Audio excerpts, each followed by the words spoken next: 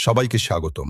বন্ধুরা, আপনারা কি অধীর আগ্রহে অপেক্ষা করছেন গরিব ঘরে রাজপুত্র নাটকের পরবর্তী ধামাকা দেখার জন্য?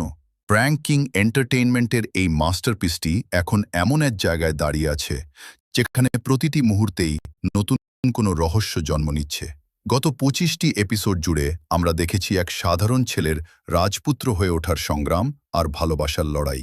কিন্তু ২৬তম পর্বে এসে গল্পে যে বড় ধরনের ঝড় উঠতে যাচ্ছে তা হয়তো আপনি কল্পনাও করেননি।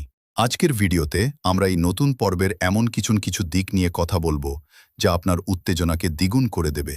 ২৫তম পর্বের শেষে আমরা দেখেছিলাম রাজপুত্রের জীবনে ঘনিয়ে আসা এক কালো মেঘ।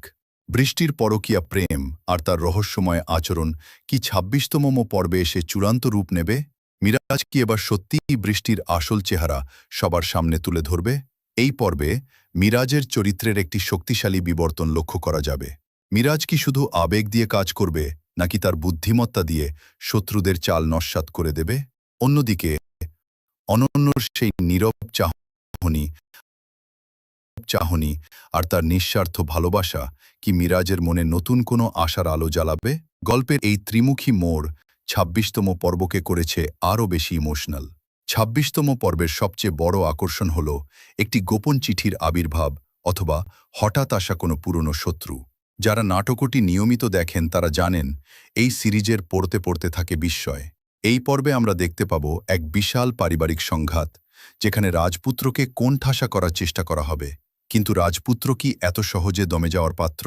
জামরুল রাজুর নিখুঁত ডিরেকশনে মিরাজ খানের অসাধারণ অ্যাক্টিং আর অনন্যর অনবদ্য অভিনয় আপনাকে শুরু থেকে শেষ পর্যন্ত স্ক্রিনে আটকে রাখবে। গল্পের এই পর্যায়ে এসে প্রতিটি ডায়লগ যেন আগুনের মতো কাজ করবে। কি হবে যদি রাজপুত্র সব হারিয়ে আবার একা হয়ে যায়?